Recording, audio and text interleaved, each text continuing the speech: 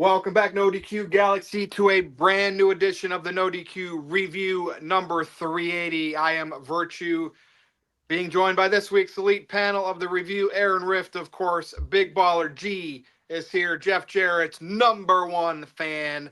Noah Foster is here. Oofman is here. And Gino, who, yes, will moderate again. Be patient. But he is also here. What's going on, everybody? We're on the road to WrestleMania. And we're going to be talking tonight about Paul Heyman. Just wait. Oh, you wait. And we'll be talking about the two men's main events for WrestleMania, the two championship matches. And we are going to dissect what are you more hyped for? Why? What can be better for the match that you don't like right now? You're not as hyped. That will be our main event tonight. Big G, what's going on? Not much. Just finished school on my 2-week break. Other than that, I mean, like you said, we're on the road to WrestleMania. Got some good topics. And like I always said, let's get this ball rolling, baby. Are you still in high school? What's going on? No. I'm graduating college in May. 3-second delay on Big G now, Aaron. I hope that's not the case. Big G, who is your favorite wrestler? Jeff Jarrett. A couple seconds there. All right, Gino, over to you. What's going on? Yeah, I actually also just finished a class that I'm taking for my postmaster's program, so I do have a little bit of a break as well. Looking forward to that. And happy to be on here. Yes, I'm not moderating, but I figured I'd pull out the moderating outfit since, we've got this change going on, and I am going to be very patient, and I appreciate you still having me on. Nice. You're going for a master's degree? Got one? I have a master's degree. I got to take a few more classes to be a licensed psychologist counselor. So nice. Oh, man. Sorry for your patience there, but no, I'm just kidding. Patience is a virtue. Those kind of. That's what I'm talking about. No, good for you, man. Education, I would never want to go back and do it, but I have some, but man, I would never want to go back and do it. I will never become a doctor or get a doctorate. Absolutely not. That is way too much. I commend all those professionals who have to do that, though, but that's way, way too much school. Mm-hmm. All right, Gino. Way too expensive. Stand by. Oofman, what's going on? Good evening, everybody. It's good to be back on here. It's a nice, beautiful, finally, the weather is getting better in Jersey. It was a nice 55 degrees. We consider that a heat wave in the month of March. But like I always say, it's always exciting to talk some professional lucha libre with all you fine gentlemen. All right, stay tuned. We'll be back to you shortly. Noah, with the man with the tie. What's up? Same stuff, different day, but that's okay. Good to see y'all once again, NoDQ Galaxy and fam. I applaud you on the higher education pursuits, Big G and Gina, as that is also way behind me. And God bless your wads and to all protect your mentality. Working in higher healthcare education, seeing that stress all the time and guiding people through IT 9 to 5, I can definitely relate and respect. But I'm looking forward to tonight's topic, so you know what I'm always about. So once you get through Boss Man, I'm ready to get right into it. It's good to see you again, Virtue. All right, stay tuned. Good seeing you too. Aaron, NoDQ Rift. Well, this should be a fun stream tonight because Psycho Jet Black has already arrived. Did not take him long. He sent in $2. Thank you, Psycho. He says, who's a better doctor, Dr. Mario or Dr. Hibbert? I go with Mario. For sure, Dr. Mario. I like the laugh, though. Do it again. Dr. Hibbert. Wow, that's really good. I love both. Don't get me wrong. I'm more of a Dr. Nick guy, personally. That's what I was going to say. Thank you. Hi, everybody. Hi, not Dr. sure if Nick. you guys, before we get to the wrestling talk, not sure if you guys heard the news. Sora, the AI app, is apparently shutting down. However, Grok still works. And as long as Grok is working, we will continue to have, Big G knows where this is going. We will continue to have the adventures of Big G and Jeff Jarrett. So without further ado, before we get into the wrestling talk, everybody's hyped for WrestleMania, but we got to start off with this week's adventures of Jeff Jarrett and Big G. Here we go. Jeff Jarrett, Jeff Jarrett, Jeff Jarrett, Jeff Jarrett and Big G. Welcome to the cat shelter. My favorite part of the day. This one's a real stinker. Look at that one. He's plotting. He looks like he's judging us. He is. Whoa, they're getting rowdy. Oh no, the cage is open. They're everywhere. Get them all out. All right, you furry felons, back in your cages. All right, kitties, back in your cages. Oh, thank you, Mr. Meacham. They are so fast. Yeah, thanks a ton, Jeff. Oh, thank you, Mr. Meacham. Those scamps got out again. Wow. I like how you got like recurring characters, like you got to put the Jeff one in there. We got the Jeff Scooter. We're just waiting for the next NoDQ personality to show up. Folks, you don't need Oh my God. Clearly, I Sora want- has peaked, so I can see I why want- it's shutting down. I want the theme song as my ringtone, or I like how my he's shortened. I like how he's or my shortened or the my theme. text notification. Be like, oh, I got a text. Big G and I can't wait for the next episode. Like, I mean, this is how I felt in the Attitude Era for the next week's Raw. exactly. I'm curious when What- Aaron's what going to run Aaron- out of creativity. So what Aaron has to do, though, and you don't have to oversaturate it, but we need a new character. Like, you got to sprinkle in, so we have our recurring characters and we get a new character at some point. And who? It could be you. It could be Aaron Rift. I don't know, but we need it. Maybe TJS will be a character. But hey, let's get to Psychojet Black. Psychojet Black said, all those cats are more over than Austin Theory. Accurate. So it checks out. Accurate. Austin Theory, a Paul Heyman guy. The pressure. Segway. Interesting. The pressure. Yeah. Cesaro and Ryback and Curtis Axel, all Paul Heyman guys as well. Yeah. Yeah. Yep. Interesting. Huh. What else we got, Aaron?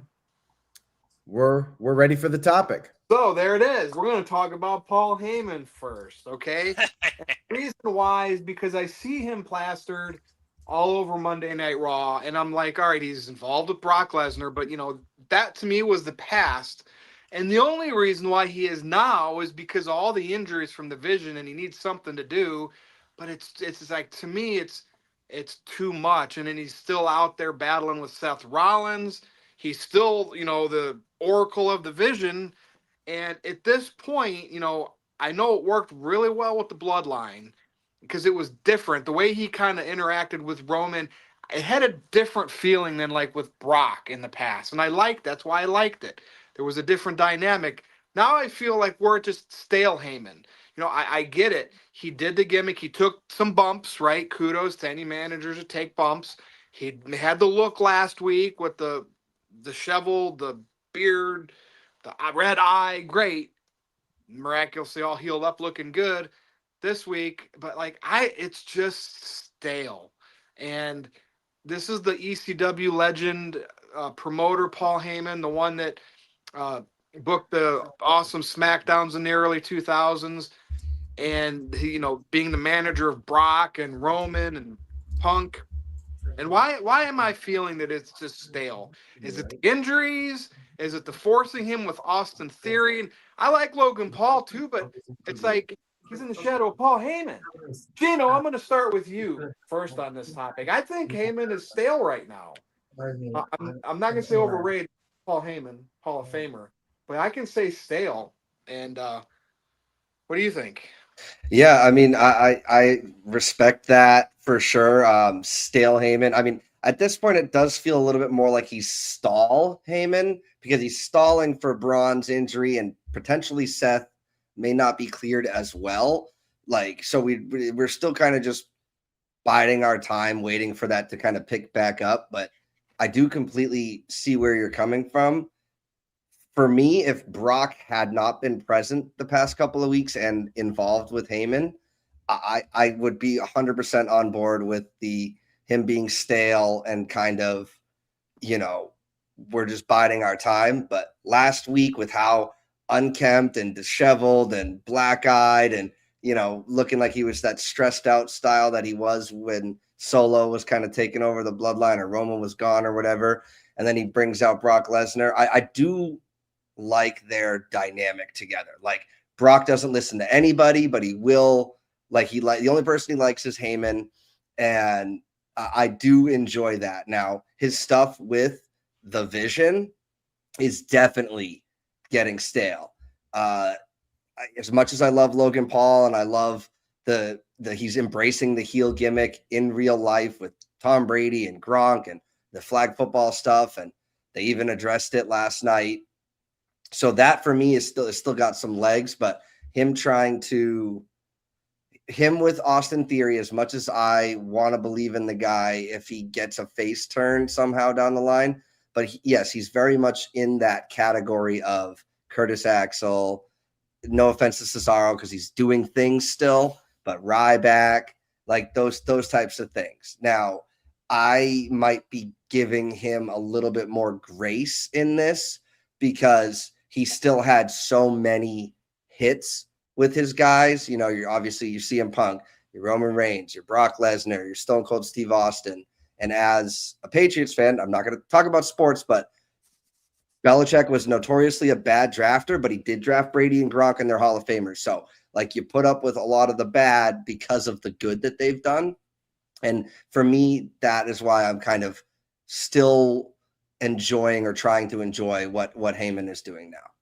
So, Heyman did the disheveled look in the past, right? That's not like it was new, the most recent one here. He's done it in the past, stale. And look, it's Paul Heyman, and so people, it's always that nostalgia and, the legacy. I think he peaked with the Roman Reigns and the Bloodline stuff. There's nothing he can do in wrestling that's going to be as good as that. And I don't know if it's to his credit working with Roman to get Reigns at that point and the Bloodline, or it's just, to me, that it cannot be topped. And even going back with Brock, it's just not the same. When Rollins turned last year and joined Heyman, it didn't do much. I was like, wow, well, Heyman's got to leech on another guy. And it's like Rollins doesn't need Heyman. And look what's happened, right? Not even with him. So that's just what I think. Gino thinks what he thinks. What does Big G think? Oh, yeah, Gino. Yeah, just one last thing. I know this would also kind of be a rehash, but what if Heyman were to turn on Brock at Mania and like do the same shtick kind of for Oba? Would that just be still stale? Well, then at that point, it's like this guy just leeches on to the next rising star. And, that could be a gimmick. It could be. But it's like, come on, man. Like, I don't know. But I guess we'll see. That would be funny. We'd all be sitting there talking about it again. Like, here's Heyman now. But that's, Heyman's still kind of always been heel manager for the most part. I know he's since where it's kind of been on the other side, but it's usually bad guy Heyman. So I don't know, how do you got to turn Obafemi, or Obahemi, I said. Obafemi. That would be Obafemi and Christy Hemme. Obahemi. Khan would name that group if they were in AEW. Big G, I'm going to come over to you now. Okay. Yeah. Before because you copy everybody's thoughts and ideas, so I want to kind of have you get your own. Would Heyman, like, could he resurrect Jeff Jarrett's career, like, and not be stale? From your perspective and the wrestlers you like, are you happy with what Heyman does right now, or is it stale to you, like it is for me? So, for me, when Brock Lesnar and Paul Heyman were together, after the longest time, we all thought, including myself, I thought it was getting stale, and then we saw Roman Reigns align with Paul Heyman, and they, made the bloodline, and that was a breath of fresh air, especially for Roman Reigns. And I think it kind of rejuvenated Paul Heyman too. And, after seeing Paul Heyman on TV for 4+ years straight with Roman Reigns at the bloodline, I was kind of thinking, I was like, all right, maybe, Heyman takes a break and is written off the TV, which eventually happened, but then, he came back, he did his thing with CM Punk, and we had seen that with CM Punk back in 2011 or 2012, 2013, when CM Punk was a heel. So Heyman's had a lot of successful, superstars that he helped along the way, like Lesnar, Reigns, Punk. Seth Rollins honestly did not need to have Paul Heyman join him last year. Was it a shocker? Definitely, because we never thought in a million years that we would see Seth and Paul Heyman together. As far as him with, and then him being with the Vision too, it's like, I mean, this is like is this another bloodline thing that's going on? And like you said, Paul Heyman is just leeching off the next, is Paul Heyman leeching off the biggest superstar in WWE right now, or what is he doing? And I know Paul Heyman he still does backstage stuff, so I wonder if he like throws himself into these storylines just to give him something to do. Because I mean, I don't know. I've always liked Paul Heyman. I'm never not gonna like Paul Heyman, but I feel like if he was off my TV for like another year or two, I wouldn't miss him. Like I just A few months. it's like rehashing, It's like I said, the bloodline, now the Vision, and now he's back with Brock Lesnar again, and we know Lesnar was always never the talker; he was always the ass kicker, and that's why Heyman talked for him. But now it's like, this wasn't a couple years ago. Didn't you turn on Brock Lesnar to go back to Roman Reigns? And it's like, I don't know. It wouldn't hurt my feelings if Paul Heyman was off TV for a couple months again. See, what he did with the bloodline was so much different. It was different, yeah. Kind of like interacted with Reigns. Because Reigns and how he was with Punk, how he was with Brock. Punk did a lot of talking for himself. So did Reigns. There. Brock Heyman pretty much did all of it, and Brock just bounced, and smiled and laughed. And then with Roman, initially Heyman was doing a lot of talking, but then Roman came out of his shell finally.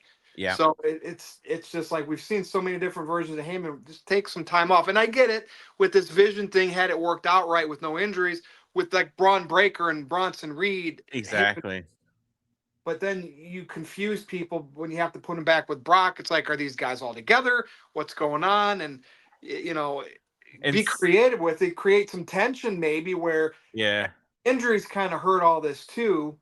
But and see what they did last night with Heyman. Like literally, it's too much Heyman to me. Like exactly. Last night I was just like, okay, so he was with Lesnar.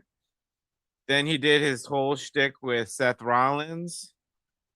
It's like, yeah, I don't want to see Heyman sprinkled throughout the show. I want to see Punk and Reigns. They were both there.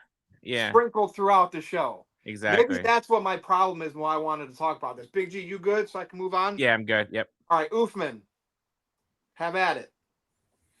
Yeah, I think when it comes to the character of Paul Heyman, he's probably the best example of if it ain't broke, don't fix it, and they're going to run with it.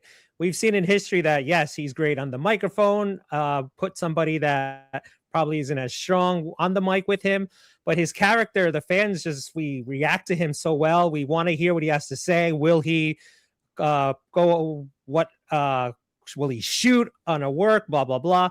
We know he can go on the mic, and I think creative realizes that. So perhaps it is getting to a little stale where it's like, all right, like you guys just addressed, maybe he's in way too many segments. But also I agree with you, Virtue, where you say the injuries have hurt him out. If we had the Vision at 100%, he'd probably just be a background figure, minding his own business. When he comes out with Lesnar, it wouldn't be a big deal. But one thing that I noticed that everybody has hit the nail on the head, and we all, I think, agree on it, is if you look back at the history of Heyman as an advocate, manager, whatever, he has always turned on whoever he's with. So all eyes are going to be at WrestleMania. Will he turn on Lesnar to join Oba Femi? I don't know. The question is that we have to find that out is, does Oba need a mouthpiece perhaps? I think he can handle himself on the microphone. So maybe it won't be Oba. Maybe it's someone else that's in NXT or someone that's going to come out of the blue. I was shocked when he aligned with Axel and all them guys back in the day, where it's like, oh, that's interesting. So we know he's turned on Big Show, on Lesnar, on basically everybody he is with, and now recently with against the Bloodline with Reigns and all that. So that's one intrigue thing about his character, where we've seen what he's done in the past, and then we're kind of like questioning ourselves, like, oh, will he do it again and when? And like I said, Virtue, I think you hit it best. Didn't even dawn on me, but now how they're doing a pretty good hype with Lesnar and Oba for Mania. Will some of us be watching? Like, we're watching. I'm excited for that match. I don't know about you guys, but I'm excited for Oba and Lesnar. But I'm not gonna lie, my eyes are gonna be distracted looking at Lesnar, looking at Heyman. That is going like, what's Heyman doing? Will he turn? If I would do a prediction today, would he turn? I'm gonna go with no, but I'm not gonna lie, saying that watching that match, my eyes will be teetering towards Heyman. What is he doing? He'll be cheering on Lesnar, but then just like last year came the boom. Like, really, he aligned with Seth. So I don't think he will turn, but you can't really count that possibility out because he's known to do it. And I think Big G said it. It was a shock that he joined Seth Rollins. So will it happen down the line? I believe so. I just don't think it'll happen at Mania. But I think you're right, Virtue. It's most likely the injuries that have done it, because if the Vision was at full strength, he would probably just do his "my name is Paul Heyman" and then just pass the mic over to the rest of the guys, and he would just stand there. But because of the injuries and because creative knows that once you give the mic to Heyman, he'll go off and he'll make it entertaining, he'll make it fun, he'll throw a little dig that, again, work, shoot, whatever. The audience will gravitate to him. But because of said injuries is probably why they're relying on him a lot. And we had those 2 segments with him last night. And will it get worse? Again, hopefully everybody comes back soon, so maybe that'll equal less Heyman. But again, creative knows what they have in him, and I think they're just taking advantage of it. Now, thank you, Ufman. Noah, I know in the past when managers were prevalent, they had their stables and the Heenan family, and you saw Bobby Heenan a lot. But it was different. Like a lot of times, he would only talk for the wrestlers that absolutely could not cut a promo. But a lot of times it was just him walking behind the wrestler and standing at ringside, and some of the matches he'd get involved with. It wasn't constantly coming out to the ring, having that promo time and saying this or saying that. So I get managers used to be prevalent in wrestling. A lot of us kind of miss that. I don't get that old school vibe of that with Heyman. I just get, hi, I'm contractually obligated to be out here and cut a promo. I can't believe that's something like that. That blew my mind when I heard that yesterday. I was like, oh my God. I like literally wanted to turn that off. Like, it's like, me, all about me, Paul Heyman. I'm more important than the wrestlers. Noah, what do you think? Presence versus attention. Overexposure versus importance. It's damage control right now in WWE, honestly, in my opinion. If Paul Heyman does not feel that special, ladies and gentlemen, my name is WrestleMania Marketing. Literally, since the Vision got damaged and became basically a vapor that is beyond impaired at this point, where they can't even see for the clearest day, Paul Heyman does not feel like he has a singular priority to buy into. He's like, this is why you should tune into WrestleMania. This is why you should tune into WrestleMania. This is why you should tune into WrestleMania. And I'm going to steal all this time for all this talent because I'm the best speaker on the mic. Good for you, but how about you actually try and push something forward or someone forward in WWE? When I heard that, literally Adam Pearce is like, you're next, pal. Really? So he just gets his own segment. It's not like a surprise where he tries to take control. He's PO'd. I'm going to forward the Vision because we are the most important thing here. Logan, say something stupid. What are we doing with Paul Heyman here? Is he really your top marketing ploy because your plans got thrown in the ether when Seth, Braun, and Braun all got injured? Seriously? And here I thought you had a plan B or plan C or plan D. I guess not. Yeah, to me, Paul Heyman is another innocent bystander that's part of the over-conglomeration of this corporate marketing machine to put this advertisement in every corner of the dang ring. What am I buying into? Something of importance? Not at all. I really wish they could find a way to make Paul Heyman special again. Maybe some time away from our screen to see if talent sink or swim could possibly bring that magic back. But seriously, if they don't do something soon, the one key asset that people have invested into for a long time is going to become, okay, everyday bystander. Beep, DVR, fast forward, don't care. I was literally bored. Okay, Seth. Okay, Brock. Okay, Vision. What's your priority? What's the importance? What are you trying to sell to me? What should I buy into? You're not giving to me this year. Triple H, the king of pops, the king of moments. But where's the long draw? With Paul Heyman, there's none of it. So, last year I was intrigued because the dynamic with Roman and Punk, right, and Heyman being with them but having to walk out with Punk, I would have enjoyed like Lesnar more than Rollins being in that match because they're all Heyman guys. Which one's Heyman going to pick? But, it's neither here nor there. I was okay with that, but now, it's just like, man, to me, it's digressed with Heyman too much. bring him back a little bit. Take him off TV. When your guys are healthy again, bring him back. Have him be the one that comes out and cuts a promo, and out comes Braun Breaker, Bronson Reed again. I would have been fine with that, but I don't know. Stale Heyman. That's to me. And there's going to be people that love Heyman. They're going to come out. They're going to probably put nasty comments in there. You guys will know what you're talking about. Heyman's the god of this and that, but whatever.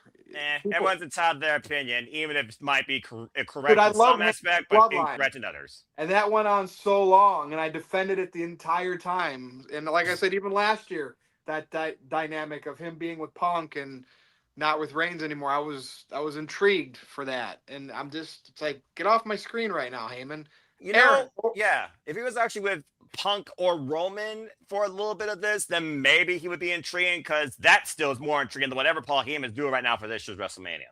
Yeah, it's like he's only back with Brock because that's Brock's turn in the rotation. That's kind of the feeling I got. Maybe that's another factor why I don't like any of it. Like, I think it's overexposed with Heyman this, Heyman that. And I'm not saying he's not great at what he does. No. It's just that the way you hear him. way too much. Like, in some instances, with the bloodline stuff, them getting back together, and we're going to talk about that in the main event. It's like, we're going to do this again. Can't we go in a different direction? We want to see different things, different dynamics. All right, Aaron, over to you and Psycho Jet Black, because you're a pair now. You're a team. You're a tag team. Virtue, you're always right. I have to agree with you on everything you said. Look, wait a minute. Screwed up there. Botch. Dog came in the Botch. We are live, pal. Paul Heyman is one of the greatest talkers of all time, and he's still a fantastic performer. I loved the line FA, F5. I thought he did tremendous with that, but he's overexposed, and this can happen to any character on television. Yep. They can wear out their welcome. If they're around too long, eventually they will get stale, and that's how I feel about Heyman. Every time he comes out, I'm like, okay, here we go. Ladies and gentlemen, my name is Paul Heyman. We've heard it a million times. We've seen the routine time and time again, whether he's with Roman Reigns or CM Punk or Brock Lesnar, Seth Rollins, Braun Breaker. We've seen the shtick overplayed, and you all made great points. He would probably benefit from taking some time off. I would like to see some more managers. That's one thing I miss about the 70s, the 80s. I miss the old school managers that were mouthpieces for the guys that were not great talkers. Mm-hmm. That would be something cool to bring back. But Paul Heyman, to his credit, he is a 1 in a million. But even the best gets stale after a while. I would say Chris Jericho got stale in AEW. I would say Cody Rhodes is getting stale in WWE as a babyface. Characters have their shelf lives, and at some point, people are going to want to change and not see the same story replayed over and over again. So I'm with everybody on that topic. Paul Heyman definitely getting stale. We do have some super chats here, so I will get to those real quick. Dave Scheffler says, I bet Big G never thought one picture at Dynamite would turn into this production, the adventures of Big G and Jeff Jarrett. Heyman may be getting stale, definitely due to the injuries. And yes, in WWE's defense, they had curveballs thrown at them. Seth Rollins got hurt, and then Braun Breaker got hurt, so they had to change plans a bit. But still, it's the same routine. Ladies and gentlemen, my name's Paul Heyman. To me, it's very old and played out. Yeah. You got to change things up. Obligated to be out here and cut a promo, dude. I can't believe it. He was cued for his promo versus just coming out of nowhere. Yeah. All right, let's see what Psycho Jet Black has to say. Psycho sent in a $5 getting stale. What? Speaking of getting stale, Psycho Jet Black. I'm waiting for an Oba Femi promo where he's going to make Paul Heyman's beast his prey. Also, Theory was brought in to only take pinfalls for the Vision. That's true. Austin Theory is basically just there to be the punching bag for the big stars. Let's face it. I think we were talking about Theory a little bit earlier. I've said it many times. He should have come back as a babyface. I think having him part of the Vision, he's basically in the same spot he was in before he left, which is just a body, a guy out there to take some bumps for the bigger stars. So Instead of I actually hold trying on to make him a star. before you move on, Aaron. So I was there for the greatest AEW debut of Jeff Jarrett, and then I was there for the worst debut of Austin Theory being aligned with the Vision. Man, you've had some historical moments in wrestling history. Oh, Big and D. hold on, and Yep. CM Punk going to AEW. About to say you just need a TNA moment right now. Yeah. All right, we got one here from Psycho Jet Black. Thank you, Psycho. Psycho says, here's an idea. Obafemi defeats Lesnar at WrestleMania. The next night, Paul Heyman aligns himself with Gunther, setting up SummerSlam and Lesnar's retirement. Gunther does not need a mouthpiece. We're Sorry, gonna be sorry, talking dude. Future about Gunther. The more time, if he's disappearing from TV because they don't know what to do with him, we're going to be talking about that heading into WrestleMania. Trust me. So let's put Gunther on the side for now. We'll bring him back maybe next week. On the back burner. Exactly. And by the way, Obafemi turning heel is a terrible It's idea. stupid. Whoever suggested that, shame on you. Brock's got to get some heat at some point. I mean, I agree. Last night I thought it was going to happen, but they went 2 weeks in a row. He got so. I'm just waiting Well, for they'll be- Brock. Yeah, the more Obafemi keeps getting the more Obafemi gets one up Lesnar every week, the more I fear that Lesnar is going to go over at Mania. But you know what it was last Yeah. night? Lesnar just doesn't walk away, but they book it that way because they got to get other shit on the show. That's creative's fault. You don't make Brock Lesnar look like that. There should have been security guards out there. Brock should have been pissed and needed pulled away from him, not just walking away. It's just that. Oh, he kept on trying going back, but then Heyman kept on holding him back. Not gonna work. See, that's part of the Heyman Sale part. Yeah. Talked about. That's when he needs to knock Heyman to the side and just, go hammer, and you bring out the entire locker room and roster like you once did with Brock and The Undertaker. All right, Aaron, where else are we at here? Well, we got some haters in the chat room, Obafemi haters. I mean, guys, Wow. you strike when Drew something's for us hot. last week. Oba and Brock drew some good numbers for the review last week. They did, and the NoDQ Raw recap did really well. Hater clicks still count. Psycho Well, Jet WWE Black sent in a $5 super chat. Thank you, Psycho. He says, one of my favorite moments of Heyman was burying Jinder Mahal, forcing WWE to have AJ Styles win the title and fight Lesnar at Survivor Series. Well, Virtue, you were a Jinder Mahal fan. What were your thoughts on that? I mean, it should have, I hate when politics kick in anyway. The problem, going back to the whole gender thing, wasn't him. He was a loser based on booking, and then he became WWE champion. They didn't properly build him up. Exactly. If they would have built Jinder up like JBL back in the day, it would have made sense. Anyway. Even JBL was a bit rushed, but yeah, they really. But yeah, it's still, you're right, but it's still, And I Jinder think- made it work. They really pushed Jinder Mahal, like they went from 0 to 100 with him. Yep, Mhm. that's a problem. Yep. Didn't And they I have an think Indian tour like right after he won the They title? did, yeah. Right? They were Yes, trying to they break did. into India, yeah. It was a marketing ploy. Again, as But Richard wouldn't said, they politics. still way in advance where they could have started making him seem a little more credible before the main event push? Anyway, And also- that's neither here nor there. I hate to go back to Jinder Mahal, but I was thinking of that Talking Smack promo he did a few months before he got the push, and he actually sounded like a normal person. Like it felt like he was an extended version of himself instead of just being the stereotypical bad guy from a foreign country. So I wasn't really a big fan of that. I think if they had done it a little bit differently with him, let him cut some promos like what he did on Talking Smack and let it slowly build up, I think that he actually could have organically maybe gotten to that spot. But the way they did it, I wasn't the biggest fan of. Anyways, enough of that. I think we're caught up, Virtue, so I guess we can head over to the main event topic. Well, Gino? No, I'm sorry. I was just doing Jinder's thing. Okay. We have Orton challenging Cody for the WWE Championship, where Orton has turned heel, but it seems like he's a babyface and Cody's the heel because just look at people cheering Orton to going insane.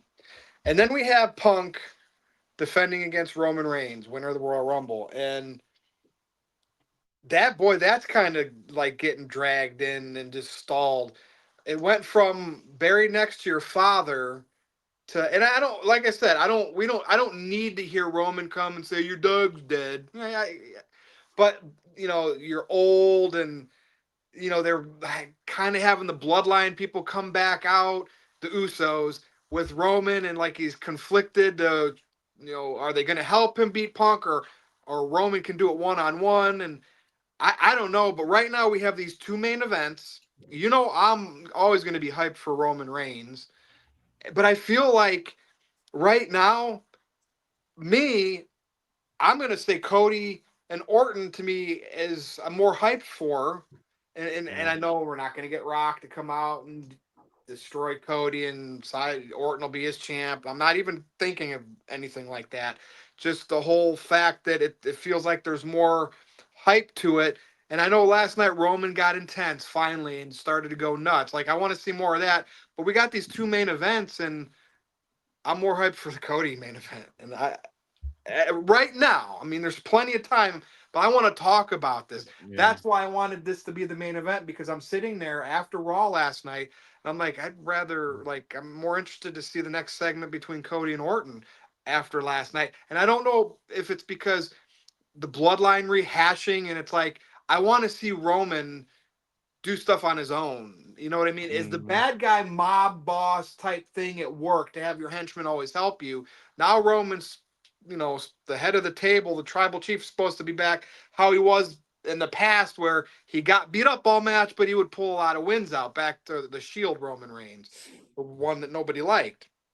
So I'm just conflicted here, and I'm leaning as I'm more excited for the other match. And like Aaron shows at the end of every review, I got my picture with my name on it of Roman and Punk. I do not know why I'm thinking this way. So let's dissect this.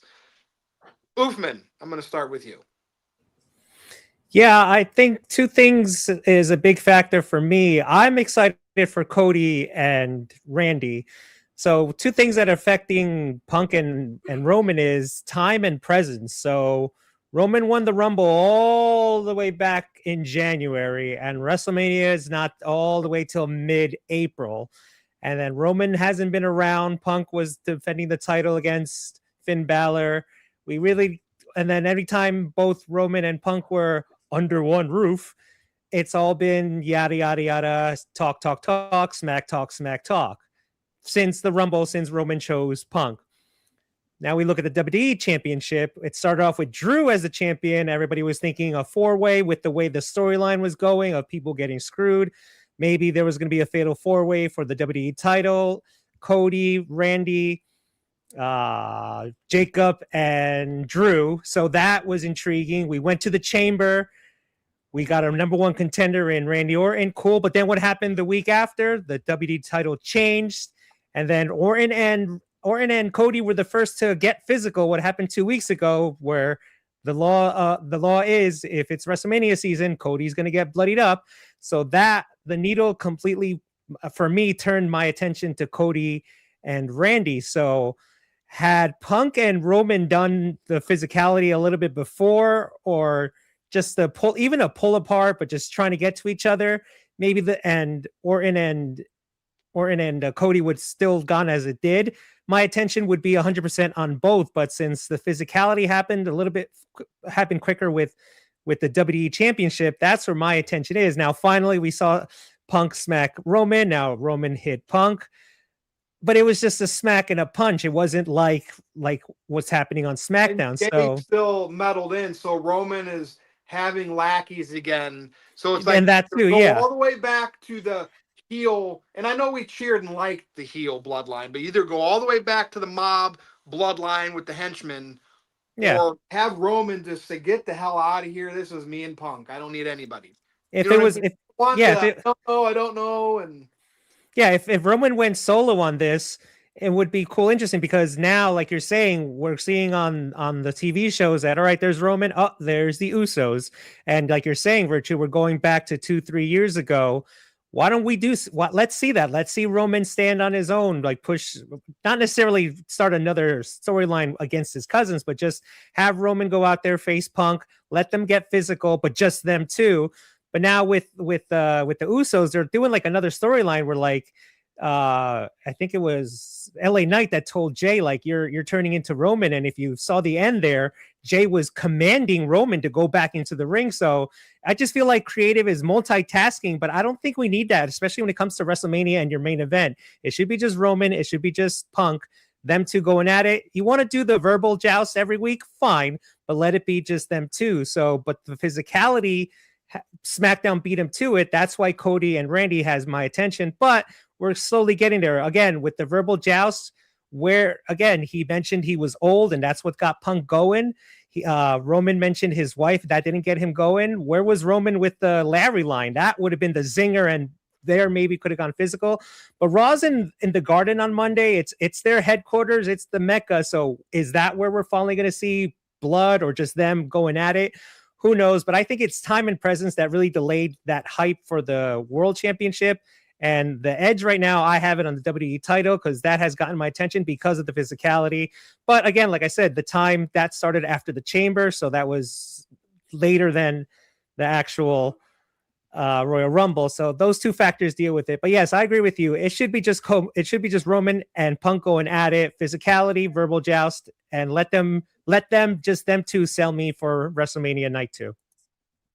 All right, thank you, Uthman. Noah, I'm like Uthman said, Jay is like for a second there told Roman what to do. Like we need Roman to come out and bring them out here and say, no, show that clip and be like, nobody tells me what to do. You guys fall back in line. That's why I don't want anybody meddling with Roman unless you're going back to full-blown heel bloodline so Punk can be the babyface. And like Punk laughing like, ha ha ha, look at you guys are blowing up. Everything's going according to plan. I don't know. There's just so many layers that have like not satisfied this feud with me so far like I thought it would, which is leaning me towards Cody and Randy a little more intriguing so far. What do you think, Noah? Legacy versus pedigree, family versus long-term story, 2009 versus 2020. Physical animosity versus verbal tirade. Each one is definitely taking their own direction, but it is interesting considering when Roman last lost a singles match, says I can't do anything on my own. People can't think I do anything on my own. I go back to Clash in Paris, and I figure about, did Roman forget that he told his own cousins about that? And I almost wonder now, is Roman second guessing himself? Is this a point where the key word to CM Punk and Roman is help? Who needs help? Do you need help? With Randy and Cody, who's on the phone and who's more willing to do what's needed to leave with the championship to further their legacy. I definitely agree with the fact that it is more recent. I do think that Cody and Orton does have more to buy into right now because we haven't heard Cody's side since he got bludgeoned by the Viper. And yet we're in this bizarre world with Randy Orton, who's going back to 2009 ways when you would figure he was the most sadistic thing in WWE. How could you even cheer this guy? He's the most over thing since sliced bread because people are tired of corporate Cody. Call it what it is. So, yeah, I definitely think the approaches for both of these main event matches right now has been skewed. For a moment, I thought that Punk and Roman was supposed to be the must-all, be-all, see-all, most important of all, truly one-on-one, determined amongst yourselves. And now it feels like, okay, Roman, you're just rebuilding the bloodline again. There's definitely a disconnect here, and it really picked up last night when Jay was the one to trigger Roman Reigns, as Roman didn't feel like he was going to attack Punk. Let Punk talk. That's all you do is talk. You can't back it up when it comes to what matters.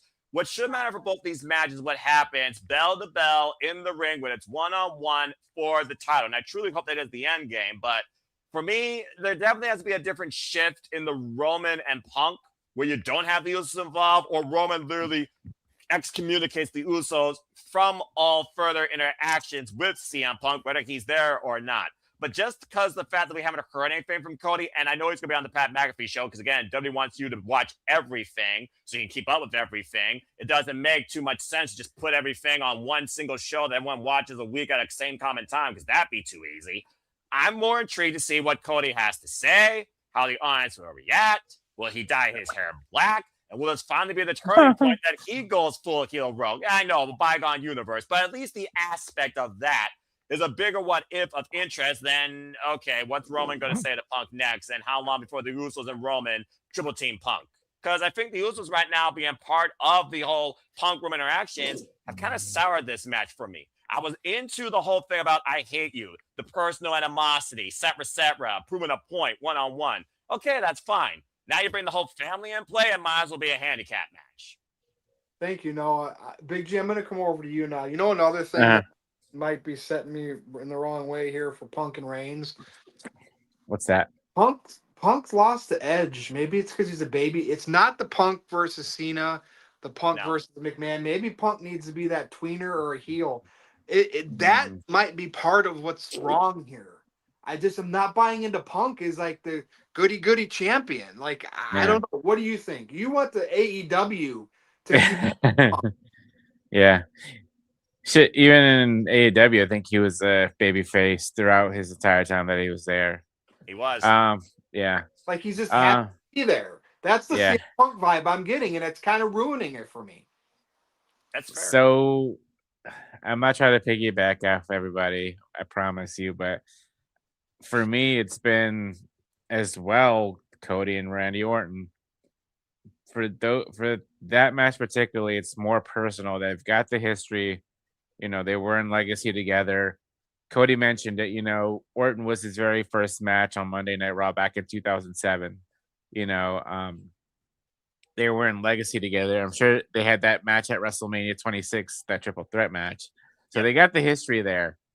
So, and Randy turning heel didn't really shock me, but I was like, all right, this, are they trying to rehash or trying to fix last year's mistake with John Cena turning heel? So now they're turning Randy Orton heel, but we're still cheering for Orton when he comes out, even though, Randy Orton said last week on Friday, him being cheered and, him hugging the kids and high-fiving the kids, he had no feeling for that or whatever. So we're getting that 2009 Orton back.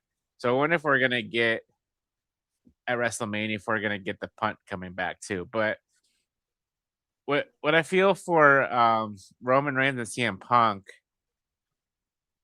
So last night, Roman Reigns, he came out after the Usos were talking smack with CM Punk again. And I just felt like, he didn't want the Usos to be there. So they left. And I don't know if you guys noticed it, but Jay called Roman Joe. He uses his birth name, So Punk said it last week. And Punk said it last week. So they're trying to throw in some realism into this feud. But I don't know if it's the lack of Roman Reigns being there, since he's like a quote unquote part-timer now. So he's not always there, but he should, I think, starting from whenever he came back, he should be there all the way up until WrestleMania, not miss a week. But yeah, they finally got a little bit more physical last night with Roman Reigns spearing him and powerbombing him through the table. It was funny because CM Punk was, after he got put through the table, he was laughing and he was like, I'm not the one who needs help. And I was like, all right, so this is interesting, but hopefully there's something they can do to make that match more intriguing for me, because I want to enjoy both main events. But for me right now, like I said, it's the Cody and Orton main event because it's a little bit more personal. I almost feel like they should have went with Roman and Cody, kept the belt on Cody the whole time, have Roman win the Rumble, and that's where you turn Cody heel, and this time the Bloodline is the good guy, because people would cheer the hell out of Roman wanting to go dethrone Cody. That could have been such a huge dynamic, and then you could have Punk versus somebody else in the other man. What a paradigm shift. My brain just scrambling of, and they teased that all the way back, like so many times, different things. We could have had Cody and Roman 3, and the fans might get bored of it. Yeah, they'll only get bored of it if you're not creative with it. And now here we are. people want to cheer Orton beating up, babyface Cody because they're getting sick of Cody. We're Yeah. like, what's going on with Punk and Reigns? Like, we're supposed to like both of them. Who, I don't know. But Gino, what do you think? Well, I think you're absolutely right. The issue with the build to Roman and Punk is not necessarily that they're both babyface, but they're both doing things that would lead you to feel like one of them is supposed to be the bad guy and one of them is supposed to be the good guy.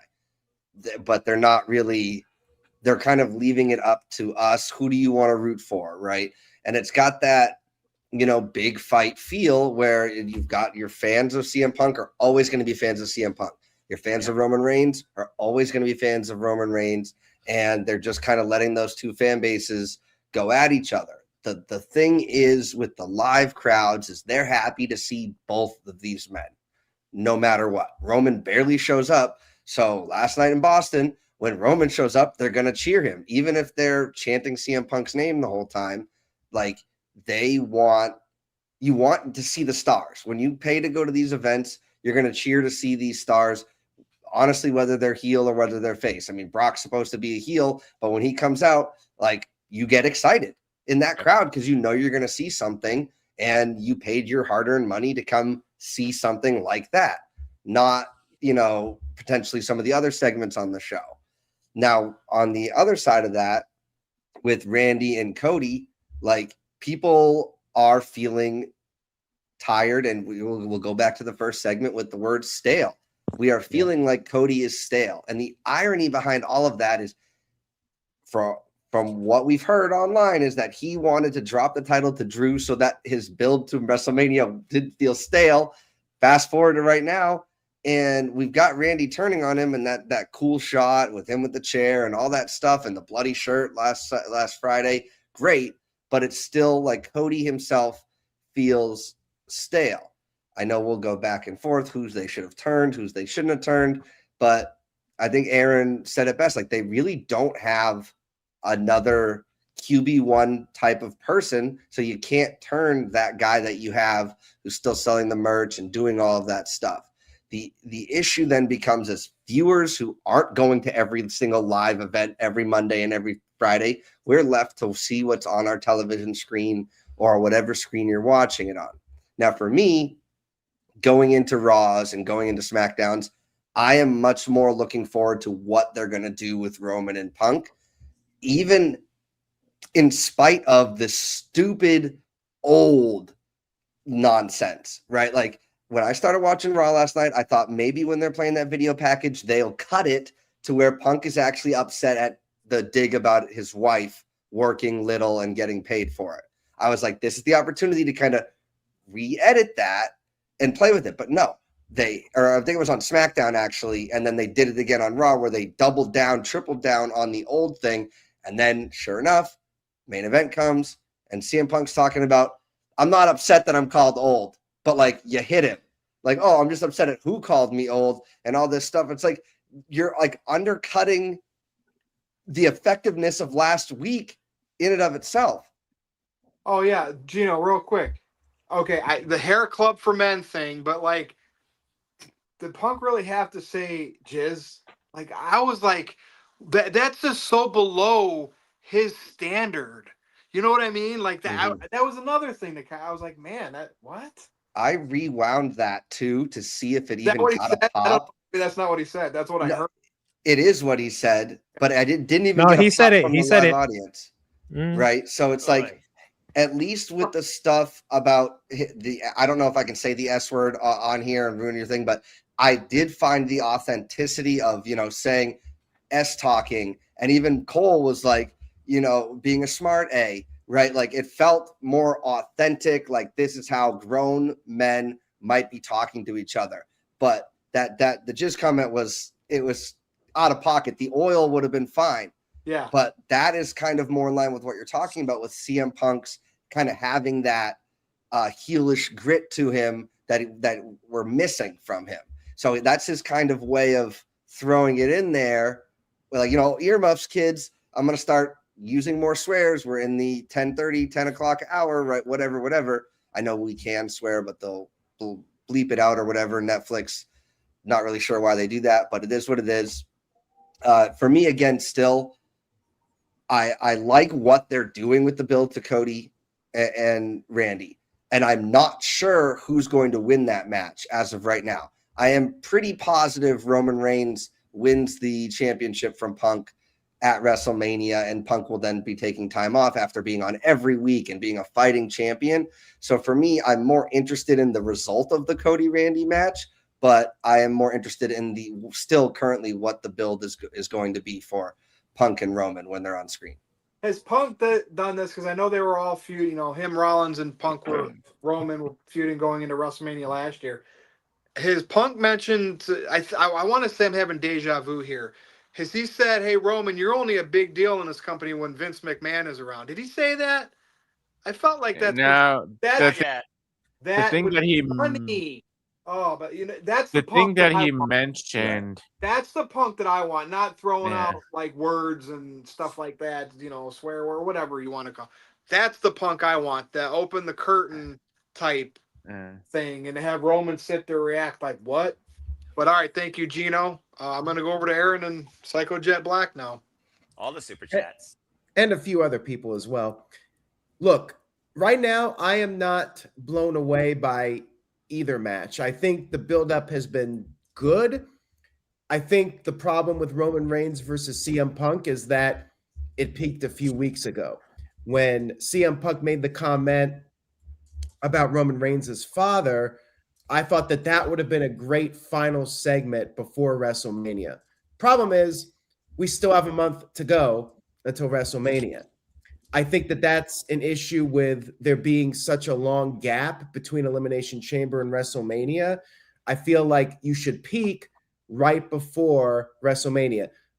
We have to wait and see how things play out. It's still March. We have 3 more weeks of television from each show before WrestleMania. But if you're asking me the question right now, I would probably go with Roman Reigns versus CM Punk just because it's Roman Reigns in the main event of WrestleMania. With Randy Orton and Cody Rhodes, there's still questions. What's Cody going to say? What's that follow-up? Who is Randy Orton talking to on the phone? Like, that could make or break this storyline for me, depending on where things go with that. I thought the heel turn was well done, but my big issue with that storyline is what you guys were talking about. Randy Orton is being cheered by the fans. The heel turn, at least up to this point, is not working. So I would give the slight edge to CM Punk and Roman Reigns because I feel like there's a lot of heat with those guys, and the fans are kind of split with that. With the other storyline, Cody's supposed to be the good guy, but I don't feel like that's how fans are going to react. Maybe I'll be wrong. Maybe Cody will be a massive babyface at WrestleMania. Maybe he can cut a promo that will sell everybody on the idea that this villain Randy Orton needs to be put down. Gino, what do you have to say? I just had forgotten to mention regarding Cody. I can't remember if it was you, Aaron, that said it, or if it was during Cody's interview with CVV, but there was mention of the polarization of the crowd. And like some people feel like that's a step down for him, but it was mentioned that it's almost like it elevated to that upper echelon of like the Cena and the Randy, where if you're so good at what you do that now some of the crowd is then turning on you and wants to see something else that's almost like an elevated level that he wasn't on before. I don't think I said that, but It's a fair point. We do have some super chats here, so let's get to those with some other opinions. Polarization. Psycho Jet Black sent in $5. My tag team partner says, in an alternative universe, it would have been Randy Orton versus Roman Reigns and CM Punk versus Cody Rhodes. Would it be better feuds for WrestleMania? Well, we've already seen Roman Reigns versus Randy Orton during the peak of the bloodline. Cody 3 would have been the only alternative I wanted, because why not? But this time, Reigns going to be the villainous Cody. That's what I want to see. And maybe that's set for the future so they can turn Cody heel when they really have no choice. And at some point soon, they might not have no choice. Yeah. And I think CM Punk versus Cody Rhodes is a big match. I don't know if it's a WrestleMania match or not, but I could certainly see that being the main event of a pay-per-view in the future. They've teased it countless times when it comes to both men's involvement in the Royal Rumble. Let's not forget when Cody got his Chapter 2, it came at the expense of CM Punk as they were the last two in that Royal Rumble. They have yet to go one-on-one. That's right. So they could still do that at some point down the line. Tito sent in a $2 super chat. Thank you, Tito. He says, if WrestleMania's hype sucks, why even watch WrestleMania 42? Gino?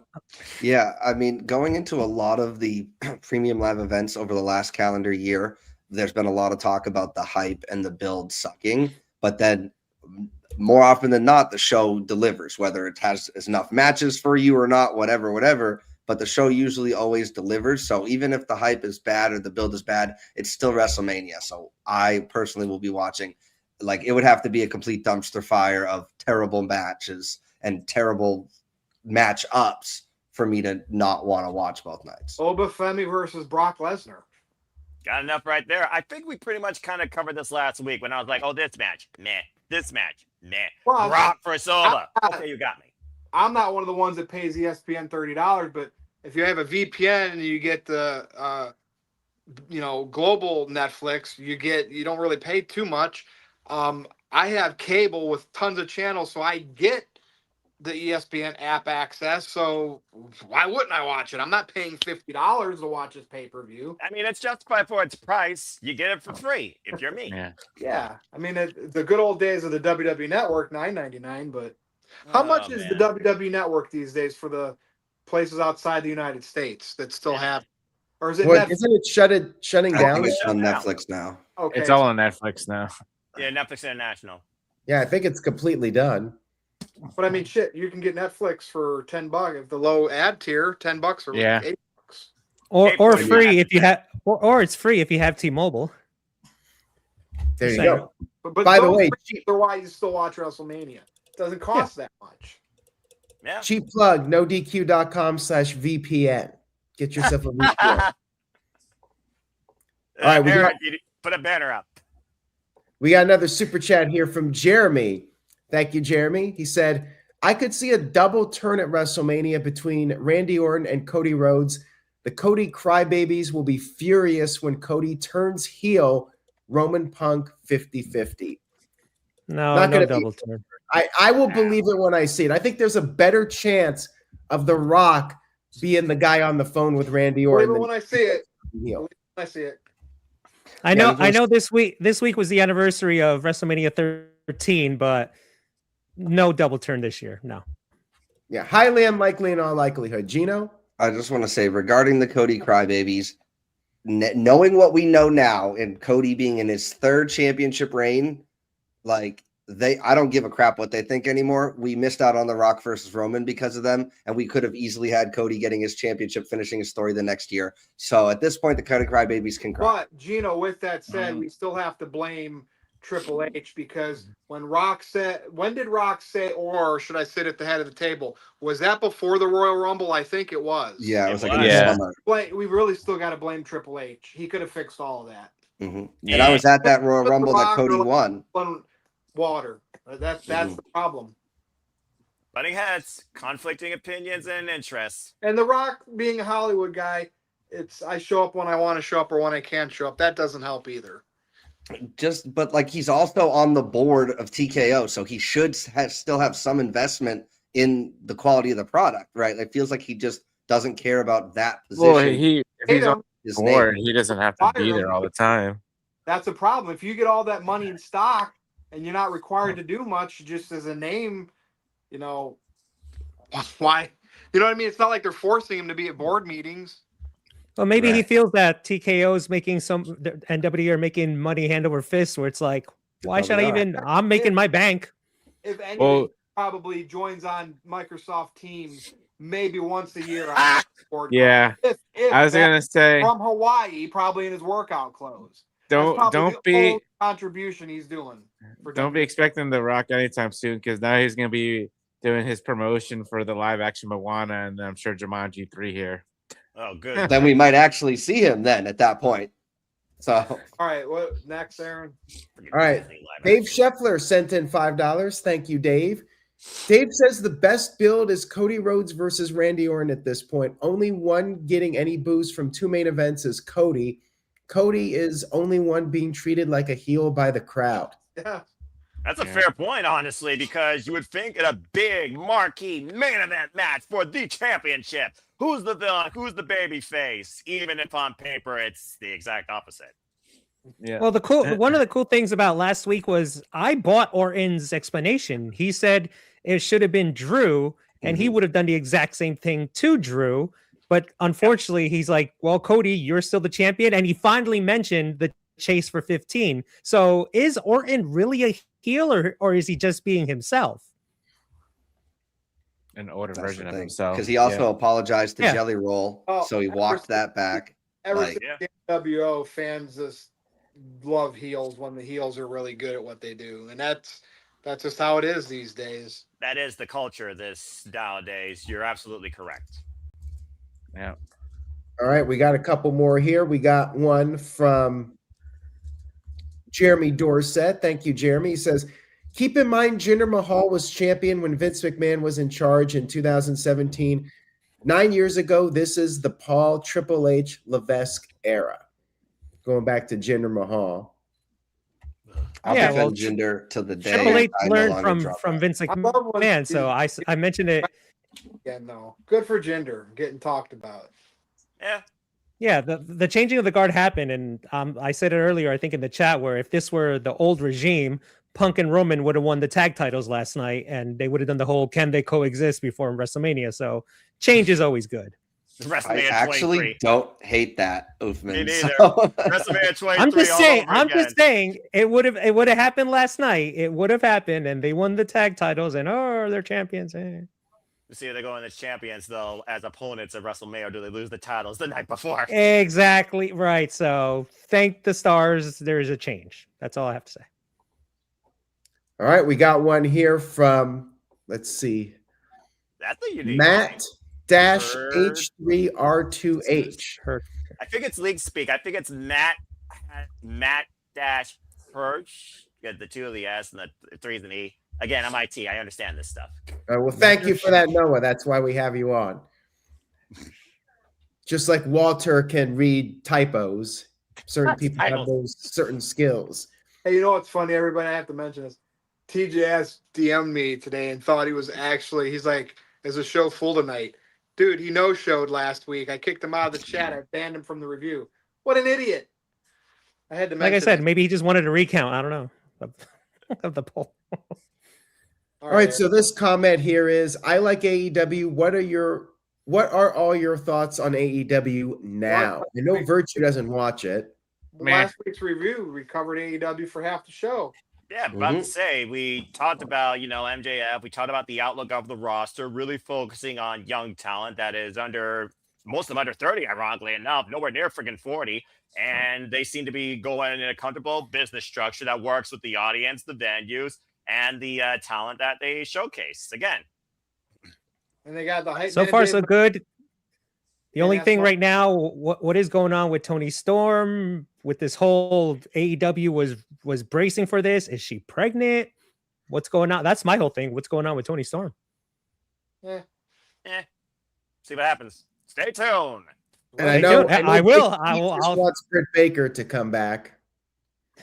There's a bigger chance. There's a better chance of The Rock giving us a cameo some point in WWE than Dynabreaker DMD showing up on your screen.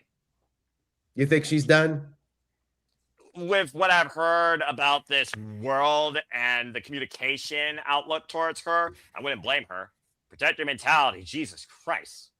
It's interesting. She answered somebody on X, where you been, and she's like, it's not, or are you going to show up here and there? And she's like, it's not my call. And then Tony Khan someone asked him, what's up with Britt Baker? And he's like, oh, she'll be coming soon.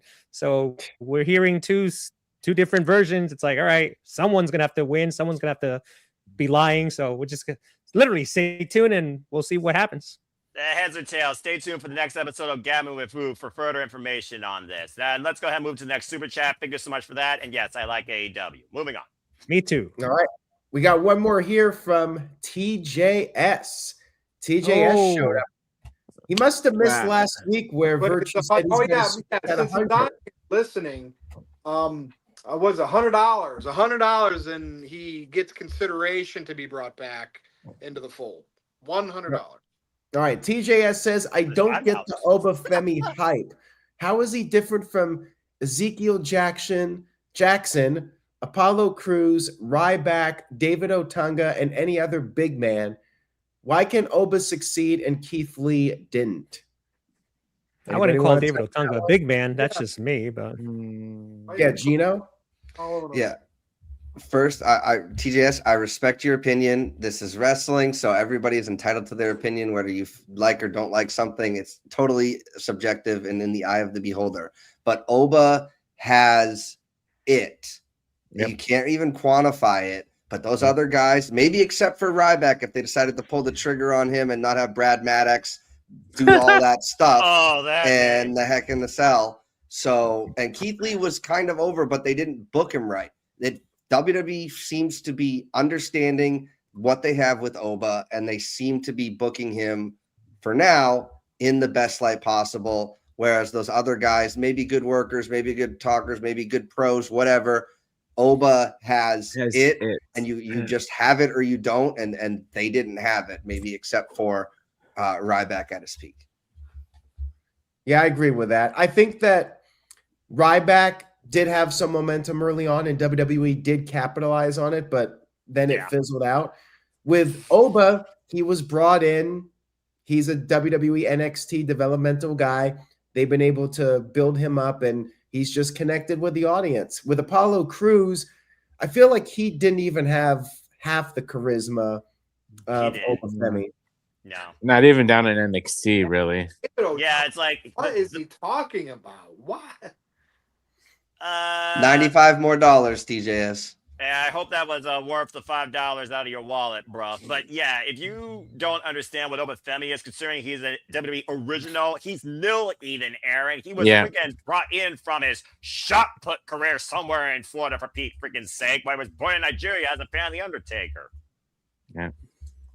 I feel like Ezekiel Jackson, the company was like telling the crowd, look, this guy has it. And the crowd was like, versus Oba, the crowd is saying this guy has it. So there's the big dynamic between the two.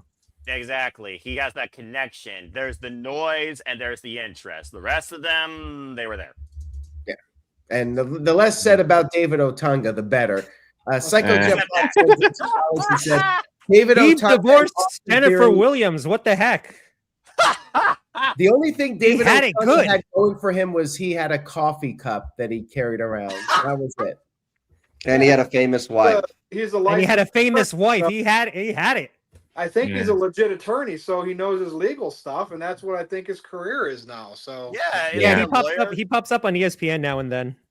About to say he's a lawyer for WWE, so I mean, you know, he must have a good record. All right, we got one more from Psycho Jet Black. Throwing one at Virtue, maybe trying to get on Virtue's good side. Imagine WWE bringing Vince Russo to make the build-up to WrestleMania more exciting. Imagine all of the triple cage and pole matches, bro. Have there been any pole matches in JCW, by the way? I think they might have done one, but they kind of played it. A lot of the things he's doing in JCW is playing off as like jokes of what he's been criticized for. Like kind of rehash the Bash at the Beach promo from Hogan. So he's kind of, slamming it back in the Marks' faces. So you know what I mean? Like not serious, not being serious about it. It's kind of like, hey, Vince Russo, I'm here. Let's do a pole match. Let me talk about Bash at the Beach, Yeah, there's pretty much zero chance WWE would ever bring him back. And he's said on record he doesn't want to come back. Yeah. He wouldn't go work for, No. Anyway. Not in this environment. All right, we're caught up. All right, good show, everybody. Let's go around and do our last words, our plugs. Go ahead, Big G, because you want to get out of here. So you can follow me everywhere on the socials at OBG1. I mean, Original Big G1, except for OBG1. Instagram. You can follow me there at Original Big G 1988. And hopefully stay tuned in next week for the next episode of the Adventures of Big G and Jeff Jarrett. Highlight every week. He hated that photo. I kept pushing it. Aaron kept pushing it, and look where we are now. I'm just embracing it. I'm like, I might You've accepted it. That's what you've I done. You've accepted accepted it. Remember I that one accepted time it. you got pissed in the no? Take it as an honor. Stop talking about Jeff Jarrett, and I told you to embrace it. Yeah. Yeah. You're welcome. All right. Now wait, we got another super chat here from Psycho. Oh Lord. I'm surprised he hasn't mentioned he who shall not be named. But Don't anyways, jinx it. Psycho Jet Black says somewhere out there, Brad Maddox wants to do unholy things to the championship belts. And also, which women's championship match are you more excited for? Neither. Neither. I They're mean, mid. Rhea They're versus just- Jade I would is say Rhea. and gonna be Jade, yeah. amazing. Nothing against Liv because Liv is also awesome, and Stephanie, whatever, she's kind of getting stale right now. But like, come on, it's two wicked strong, wicked powerful women What about- going at each other, and probably the biggest star in the business, all male or female. Like, I'm excited for that match. Not sure how the women are related to Brad. Actually, never mind. I take that back. I do know how they're. What about Becky and Meet AJ? him. Well, I mean, Oh, yeah. originally that was Yeah, supposed to be Mhm. a WrestleMania match. Now it's just a rematch. And as far as the Jade and Rhea thing, let's see if Jade can hold up actually being a champion on the WrestleMania stage in normal speed. Well, she's got her lackeys now, so Oh my Yeah, Should but have Meacham her, and Beef have been portrayed as jabronis these past weeks, and Jay destroyed them. It's like now all of a sudden I have to buy the concept that now they're badasses and Rhea can't take them. Come on. Did you say Meacham? Meacham is a jabroni? Is that what you said? That's exactly what I said. She's Cactus been booked Jeff like Meacham. one. She's been Meacham, whatever. I called her Meachin. Beacham before, Meachin. so. Michin. Letters. Meachin. So all of a sudden now I have to buy the concept that they're this unstoppable force. I can't buy into it. Uthman, she carries a kendo stick. What's more threatening and badass Oh well, than that? then I'm Come sorry. on. Then Jade is retaining then because Rhea. I'd rather her carry a body scale like Crash Ollie did. Exactly what that would be cool. All right, Aaron, what else we got? Wow. And there's your next episode, Aaron. Oh, There you go. Maybe that'll be the next one. Thank you, Michael Wayne. Can't do But this I would Le'Veon say song. Rhea, Drowning. Not Who- copyright. Not Who's on the copyright. door? Who's on the door? Big G or Jeff Jarrett? you'll have to tune in next week to find Come out. on, I gotta man. tune in. Sure. I gotta see who it is. Oh my god. My money's on Big G. Cliffhanger Coming for back next from that. week. Stay tuned, folks. Big G did his plugs. Noah, who did I go to next? Nobody yet? You did Big We G, got and then there another was a chat. super chat, and then we talked All right. about the mid women of WWE WrestleMania matches. All right, Noah. You're next. Find me if you choose, folks, since I know this is going to probably continue. And Foster 1916 on the X and on YouTube. We only wish to remind you to just your love and professional wrestling too. As simple as that. We got more reviews coming up at the Simple Alpha Studios. Watch along, see the predicting, and it's going to be a very busy month in April. I'll be lucky if I don't sound like John Laurinaitis by the end of WrestleMania week. So again, I'll see y'all next time on the review and then out of YouTube. Take care. How does John Laurinaitis sound? Thank you, Noah. It sounds like this because People power matters. Now, how would John Laurinaitis say your catchphrase, Noah? Oh God. Oh jeez. Take Can a you sip do of water. What? Take a sip of water before you say it. Yeah, right. He's a Nothing, dude. lifelong fan. What the hell, Darren? That'd be ridiculous. I mean, he couldn't say professional. Probably choke along. Sound like every wrestling promo from the 80s. Exactly. Oh shit. But yeah, that's funny. Oh gosh. Okay, so Steven Spielberg, classic movies. What other? Here's a new gimmick, folks. Big G and Jeff Jarrett starring in blank. Indiana Jones and the Curse of the freaking Cowboy Hat. Coming soon Oh to my NoDQ. Jurassic I wanna- Park with Jeff Remember, Meacham on the That's scooter as thing the about T-Rex. Titanic one. Somehow, you gotta I want to get- see Big G and Jeff Jarrett's lightsaber battle. Titanic on the House, you got to get Jeff Meacham on there in a scooter. So that's going to be interesting. Colleen, You just hi, told me Colleen. not to use Jeff because it's getting Big G, are you stale. okay?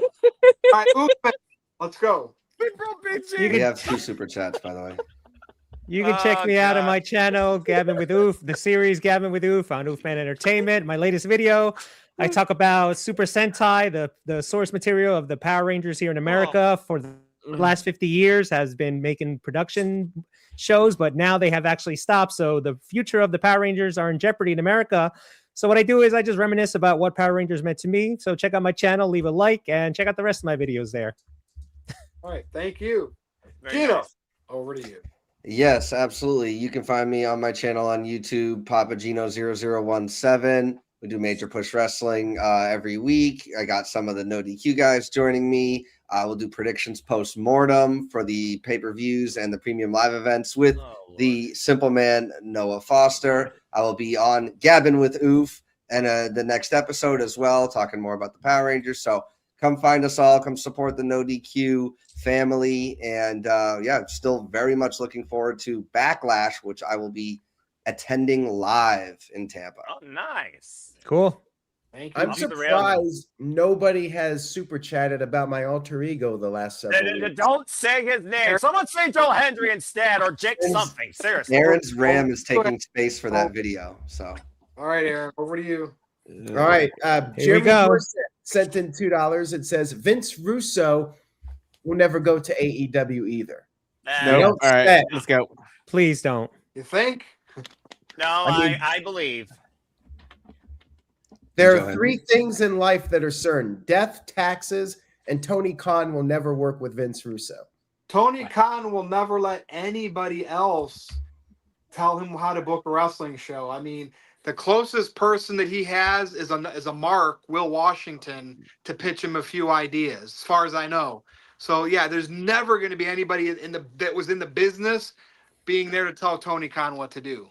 I mean, you know, he has his own outlook on professional words like that. So, you know, it is what it is. All right, next. Yep. All right, Big G, it's your time to shine. Who from NXT should debut after WrestleMania? Sol Ruka? for sure, Sol Ruka. Yeah, it's so rude. Yeah, it's Sol. 100%. Sure. And Well, then you know, Ethan for the Pa- first and then time in Ethan a Page. while- Page, yeah.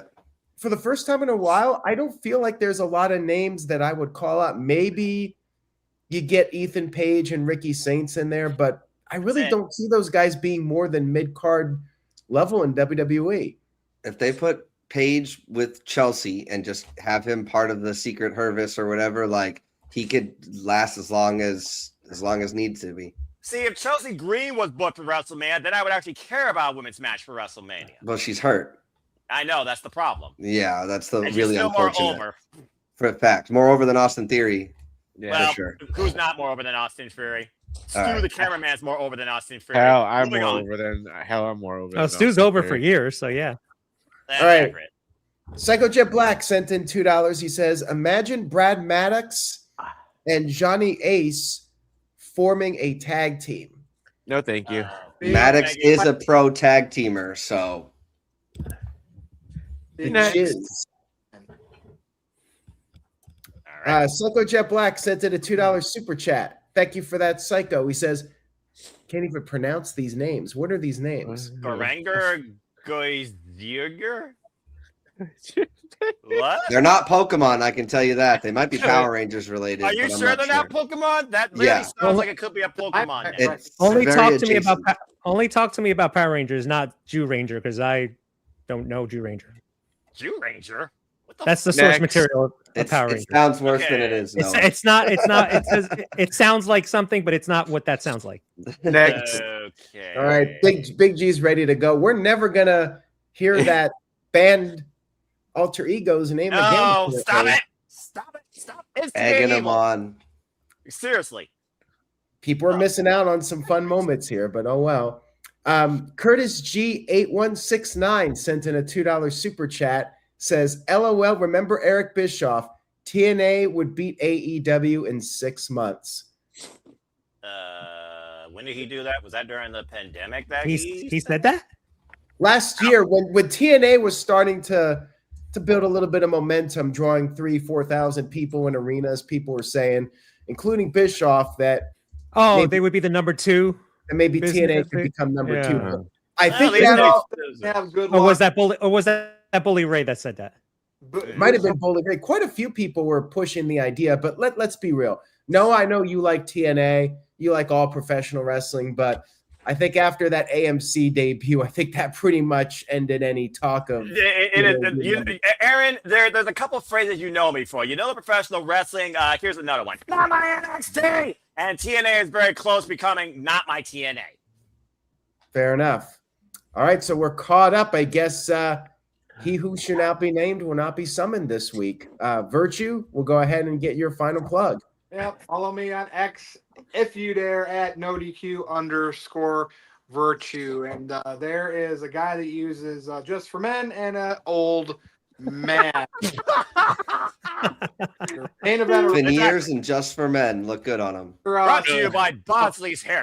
The bar that those two guys are at are so high, and it's about time they start getting up to there. That's it. For Aaron Rift, for Noah, for Big G, for Gino, for Oofman, for the whole NoDQ. Oh, wait. Oh. We're not done yet. Oh Like my Brad God. Black says, Brad Maddox knows a lot about TNA. But it's Hi-yo. Well, since we're closing the know, you show, know. for fuck's sake, Psycho Jack Black. Oh, come on. You're going to demonetize me. right at the end Brad here. knows a lot about TNA and DNA. Hi-yo. hey. Hey. Have a good That night, does not folks. sound safe. Have a good night, Wait. folks. On that note, Wow. CM Punk did mention it last night. He blame did. him. Yeah. CM Punk DNA loves that lubricant. jizz. Oh, get that out.